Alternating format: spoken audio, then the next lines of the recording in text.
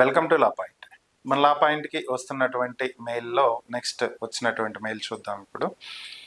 Madam, ఈ mail వచ్చి హైదరాబాద్ నుంచి వచ్చిందండి. ఒక అమ్మాయి రాసింది, 2023లో లవ్ మ్యారేజ్ చేసుకున్నారంట. అయితే ఆమె డెలివరీకి అని చెప్పి పుట్టింటికి వెళ్ళినటువంటి సమయంలో ఇంటి పక్కన ఉండేటువంటి ఒక అమ్మాయి వీళ్ళ ఆయన్ని ట్రాప్ చేసి మనిద్దరం పెళ్లి చేసుకుందాము, మీ ఆవిడ్ని నేను ఒప్పిస్తాను, ముగ్గురం కలిసి ఉందాం అని చెప్పి వాళ్ళ ఆయన్ని ప్రెజర్ చేసిందంట. ఆయన ఒప్పుకోకపోతే చచ్చిపోతానని బెదిరించి ఆయన్ని లొంగ తీసుకుంటంతో సో అతను కూడా తొందరపడ్డాడు, ఇద్దరు ఒకటయ్యారు. సో రీసెంట్గా అతను పెళ్లి చేసుకున్నాడు నన్ను, ఇంక నువ్వు వెళ్ళిపో అని చెప్పి ఈ అమ్మాయిని ప్రెజర్ పెడుతుందంట. వాళ్ళ అన్నయ్యలు తీసుకొచ్చి గొడవ చేస్తుందంట, ఇంటి మీదకి రౌడీలు తీసుకొచ్చి భార్యాభర్తలు ఇద్దరిని బెదిరిస్తుందంట, అతని వైఫ్ను వదిలేసి ఈ అమ్మాయితో వచ్చేయాలని చెప్తుందంట. అతనేమో నేను తప్పు చేశాను, జరిగిపోయింది, నేను కాదనట్లేదు, బట్ ఆ అమ్మాయి నాకు వద్దు, నేను నీతోనే ఉంటాను అని చెప్పి వైఫ్కి చెప్తున్నాడంట. బట్ ఆ అమ్మాయి మాత్రం ఇతను వదలటానికి సిద్ధంగా లేదు, ఇద్దరిని ఇబ్బంది పెడుతుందంట. సో నేను ఏం చేయాలి, స్టేషన్కి వెళ్తే నాకు న్యాయం జరుగుతుందా, లేదంటే ముగ్గురిని కలిసి ఉండమని చెప్తారా పోలీసులు, ఎటువంటి తీర్పులు వచ్చే అవకాశం ఉంది? ఇది మేడం అమ్మాయి బాధ. అసలు చట్టాలు ఎలా అయిపోయినాయి అంటే వీళ్ళు ఇంత గొప్పగా మనల్ని సలహాలు అడిగే పరిస్థితికి వచ్చేసిందండి. ముగ్గురం కలిసి ఉండొచ్చా, ఇద్దరికి ఒప్పుకుంటుందా? అసలు అంటే ఇది ఇక్కడతో బిగిన్ అయింది కాదండి, ఎప్పుడో బిగిన్ అయినవే. ఒక భార్య ఉండగా ఇంకొక భార్యతో కూడా ఉండడం పెద్ద పెద్ద సినిమా స్టార్లలో కూడా మనం చూసినాం. సో ఇది తప్పా ఒప్పా అంటే ఆ పెద్దోళ్ళు ఉన్నారు కదండి, మేము ఉంటే తప్పేంటి అని అడిగిన దారిద్రులు కూడా చాలా మంది ఉన్నారు. పలానా సినిమా హీరోకి ఒక ఆవిడ ఉండగా ఇంకొక ఆవిడని చేసుకున్నారు కదా, పలానా రాజకీయ నాయకుడికి భార్య ఉండగా ఇంకొక ఆవిడని తెర మీదకి తీసుకొచ్చినారు కదా. ఆ తర్వాత చెన్నై విషయాలు, చెన్నై రాజకీయాలు ఇవి కూడా అడుగుతూ ఉంటారండి. ఇది ఏంటి పరిస్థితి అంటే మనం ఒక మధ్యతరగతి కుటుంబాలు, తర్వాత గుట్టుగా బతకాల్సినటువంటి పరిస్థితులు ఇవన్నీ వదిలేసి ఇద్దరితో కలిసి ఉండొచ్చా అంటే అది అసలు ఏం చెప్తారండి? భార్య డెలివరీకని పుట్టింటికెళ్తే డెలివరీలో ఏమవుతుందో, డెలివరీ అంటే చచ్చిపోవడం ఏమవుతుందో, నా బిడ్డ ఎలా ఉంటాడా, నెలకొకసారో వారానికి 2 సార్లు అవకాశాన్ని బట్టి వెళ్ళొస్తుంటూ ప్రాణం అంతా అక్కడే ఉంటుంది, శరీరం మాత్రమే ఇక్కడ ఉండేలాగా ఉండవలసినటువంటి బంధాల్ని పెళ్ళాం ఊరెళ్తే అనే ఒక సినిమా లాగా పెట్టేసినారండి. ఎప్పుడు పెళ్ళాం ఊరెళ్తుందా, పుట్టింటికి వెళ్తుందా, లేకపోతే డెలివరీకి వెళ్తుందా, పండగకి వెళ్తుందా? నువ్వు వెళ్ళలే ఒక 10 రోజులు, నేను పండగ ముందు రోజు వస్తాను అంటారు. వాడు పండగ ముందు రోజు వస్తాడు, ఇక్కడ ప్రతిరోజు వాడికి పండగే. పాపం ఈ భార్యామణి పుట్టింటికి అయ్యో మా పుట్టింటికి వెళ్ళిపోతున్నానని సంతోషంగా ఉంటారు. సో ఇటువంటి పరిస్థితులు, ఇటువంటి వ్యవస్థలో నడుస్తున్నప్పుడు భార్య పుట్టింటికెళ్తే అయ్యగారు ఖాళీగా ఉండి ఆయన ఏదో కథ చెప్తున్నారు. ఆవిడ అడిగిందట, ఈయన ఒప్పుకోలేదట. ఏంటో అసలు సార్, ఒక ఆడబిడ్డని బలవంతంగా రేప్ చేయొచ్చు. అది. ఒక మగవాడిని బలవంతంగా ఒక ఆడది రేప్ చేస్తుందా అండి? లేకపోతే బలవంతంగా ఇబ్బంది పెడుతుందా? అసలు అది సాధ్యమా? వాడు చెప్పడం చూడండి, అసలు కథలు చెప్తాడు. అది ఎలా చెప్తున్నాడంటే ఆవిడ అడిగిందండి, ఆవిడ నన్ను ప్రలోభపెట్టిందండి, ఈయన కాదనలేకపోయాడని. ఏంటి సార్ ఇది? పాపం అమాయకురాలైన వారి భార్యకి చెప్పొచ్చు గానీ, ఆ భార్య మనల్ని అడిగిందా, భర్త అడిగినాడన్న క్వెషన్ ఎవరేసినారో తెలీదు గానీ, అసలిది చాలా పెద్ద తప్పు. ఇప్పుడు చుట్టుపక్కల ఎంతో మంది లేడీస్ ఉంటారు. ఆ లేడీని ఎందుకు అడిగింది? బతుకులో టీ పొడుందా? కాఫీ పొడుందా? లేకపోతే ఉప్పుందా? అని ఆవిడతో ముచ్చట గలుపుతున్నాడా భార్య లేనప్పుడు? ఎందుకు అవసరమా నీకు? ఏదో ఉంది, నీ పని నువ్వు చేసుకున్నావా, తాళం వేసుకున్నావు, ఉద్యోగానికెళ్ళావు, మళ్ళీ వచ్చినావా, భార్యతో మాట్లాడుకున్నావు, వీడియో కాల్ చేసినావు, ఇంతటితో అయిపోవాలి కదా. పక్కింటి ఆవిడే అడిగిందంట, ముగ్గురు కలిసి ఉందామందంట. ఇతను ఇష్టం లేదు, ఆవిడ బలవంత పెట్టిందంట, చచ్చిపోతానని బెదిరించిందంట. కంప్లైంట్ ఇవ్వచ్చుగా, నీ భార్యతో కూర్చొని డిస్కస్ చేయొచ్చుగా, వెంటనే పెద్దల్లో పంచాయతీ పెట్టొచ్చుగా. ఇంకా ఇబ్బంది అయితే ఇల్లు మారి వెళ్ళిపోవచ్చు కదన్నా. అన్నా నువ్వు చెప్పే కథలు వదినకి చెప్పన్నా, దయచేసి లాయర్లకి చెప్పకన్నా అనే పరిస్థితి సార్. సో ఎనీవే, కావాలనుకున్నాడు, కమిట్ అయిపోయినాడు, కథ చెప్పినాడు. మనం కథ రాసుకుని సినిమా తీసుకోవాలి.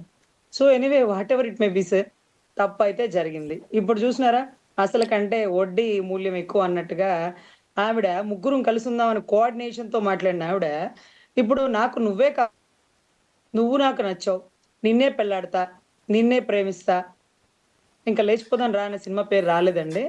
సో అందుకే చెప్పట్లేదు, అక్కడితో ఆపేసింది. సో ఇప్పుడు విడాకులు. మా విడాకుల్లాగా ముందు విడాకులు అడుగుతుంది. ఆవిడకి విడాకులు ఇచ్చేసి నాతో పాటే ఉండిపో అంటూ ఇప్పుడు పాపం భార్య అడుగుతుంది. నా పరిస్థితి ఏంటండి? ముగ్గురం కలిసుందామనింది. ఇప్పుడు చూస్తేనేమో నాకు విడాకులు ఇస్తానంటుందంటే, పాపం అమాయకపు భార్య.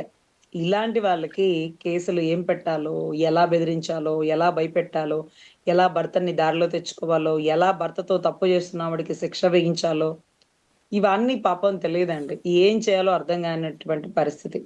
ఇలాంటి పరిస్థితుల్లో చట్టాలు ఎలా ఉన్నాయంటే, ఒక వివాహిత స్త్రీ ఎవరితోనైనా తప్పు చేసేయొచ్చు. ఆవిడ వివాహిత అయితే చాలు, ఆవిడకి లైసెన్స్ ఇచ్చేసినట్టే. ఆవిడ ఎవరితోనైనా ఉండొచ్చు. దానికోసం ఒక తాళి, ఒక బంధం, ఒక పెళ్లి, ఒక రిసెప్షన్ ఫంక్షన్, ఒక ఎంగేజ్‌మెంట్ ఫంక్షన్, లాంఛనాలు, చుట్టుపక్కల వాళ్ళు ఇవన్నీ ఎందుకండి? ఎవరికి నచ్చిన లైఫ్ వాళ్ళు లీడ్ చేసేయడానికి ఒక లైసెన్స్ వేసుకోవడానికి.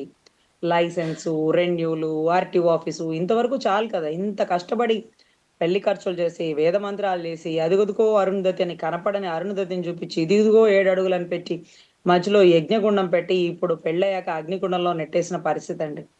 సో, ఇటువంటప్పుడు ఆవిడ వేయాల్సినటువంటి కేసులు యథావిధిగా ఉన్నటువంటి 3 ఆధారాలు. 498 లేకపోతే డీవీసీ అంటే డొమెస్టిక్ వయలెన్స్ అంటే ఇంట్లో గృహహింస చేస్తున్నాడు, తప్పుడు పనులు చేస్తూ నన్ను ఇబ్బంది పెడుతున్నాడు అని. Otherwise conjugal rights. నా భర్త నన్ను కాపురానికి తీసుకెళ్ళట్లేదు. నీ భర్త కాపురానికి తీసుకెళ్తానంటున్నాడు. కానీ నీతో పాటు ఇంకొక ఆమెను కూడా తెస్తానంటున్నాడు. ఇంకేం చెప్పాలి? సో, ఇటువంటి పరిస్థితుల్లో పెళ్లి చేసిన పెద్దలే కూర్చొని, ఇవి తప్పు కాబట్టి పోలీస్ వ్యవస్థ కూడా కొంత తాళి కట్టిన భార్యకి రక్షణ కల్పించండి. లీగల్ అష్యూరెన్స్ లేకుండా తాళి కట్టించుకోవడానికి కూడా ఆలోచించాల్సినటువంటి దౌర్భాగ్య పరిస్థితికొచ్చింది. ఏదన్నా జరిగితే మీరుంటారా? మీరు నిలబడతారా? అని పెళ్ళప్పుడు సాక్షుల్ని కూడా సంతకాలు పెట్టించుకోవాల్సిన పరిస్థితొచ్చిందండి. మీరందరూ సాక్ష్యం పెట్టండి. అతను నన్ను ఇబ్బంది పెడితే మీరే మధ్యలో ఉండాలి. మీరే పంచాయతీ చేయాలి. అందుకిష్టమైతే అతన్ని నాకిచ్చి పెళ్లి చేయండి.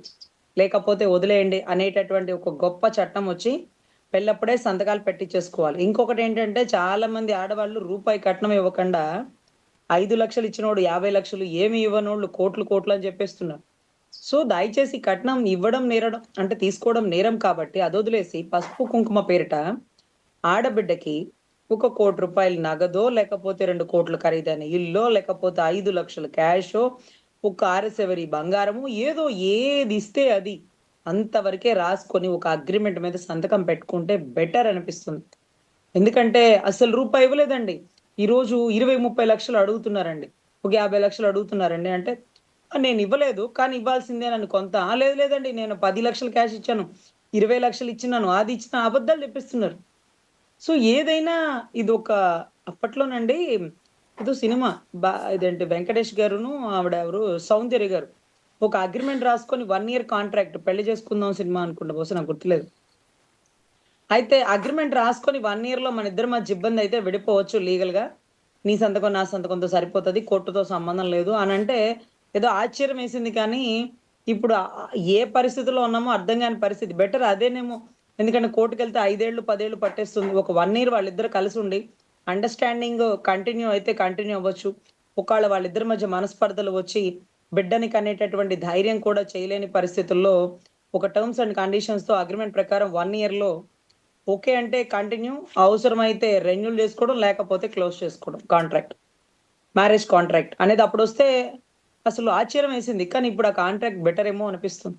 ఎందుకంటే కోర్టుకొస్తే వీళ్ళ వయసు అయిపోతుంది, ఓపిక అయిపోతుంది, డబ్బులయిపోతుంది, ఆరోగ్యం పోతుంది. సో, ఇటువంటి పరిస్థితుల్లో చట్టాలు కూడా బలహీనంగానే ఉన్నాయండి. ఆవిడకి మనం చెప్పే సలహా, అమ్మా అడ్వకేట్స్ వద్దు. కేసుల కోసం మాట్లాడుతా ఉంటారు. కోర్టులకొచ్చేస్తాయి. 4 ఏళ్ళు, 5 ఏళ్ళు అయితే. వద్దు. ఎవరిని నమ్మద్దిక్కడ. మీకు పెళ్లి చేసిన పెద్దల్ని కూర్చోబెట్టండి. ఏదన్నా కొంచెం ఒక డీల్‌కొచ్చి ఆ అమ్మాయిని వదిలేస్తానంటే, ఆ అమ్మాయికి దయచేసి భయం చెప్పండి. ఒక పెళ్ళైన వాడి జోలికి పోకమ్మా. ఒక పసిబిడ్డుంది. నువ్వు చిన్న పిల్లవి. నీకింకొక మంచి సంబంధం దొరుకుతది. ఆ అబ్బాయి జీవితం నాశనం చేయకు. ప్రేమదేముంది? అయినా ఒక పెళ్ళైన వాడి మీద ఎలా మనసు పడతావు? ఇవన్నీ ఏం చెప్పాలండి? ఇవన్నీ చెప్పాలంటే పెద్ద పెద్ద హీరోయిన్‌లు పెళ్ళైన వాళ్ళు, ఇద్దరు బిడ్డల తండ్రి మీద మనసు పడి వెళ్ళిపోయిన పరిస్థితులు. పెద్ద పెద్ద రాజకీయాల్లో పెళ్ళైన వాళ్ళని మనసు పడి రాజకీయాలు నడిపినటువంటి వ్యవస్థలు. సో, వాళ్ళు చేయలేదా? వీళ్ళు చేయలేదని డోంట్ కంపేర్ టు అదర్స్. మీ లైఫ్ మీ ఇష్టం.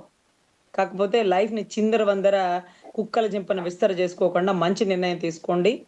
పెద్దవాళ్ళ మధ్యలో కూర్చోండి. పెద్దల సమక్షంలో ఒక నిర్ణయం తీసుకొని మేబీ డైవర్స్ ఇష్టమైతే డైవర్స్ తీసుకోవాలి.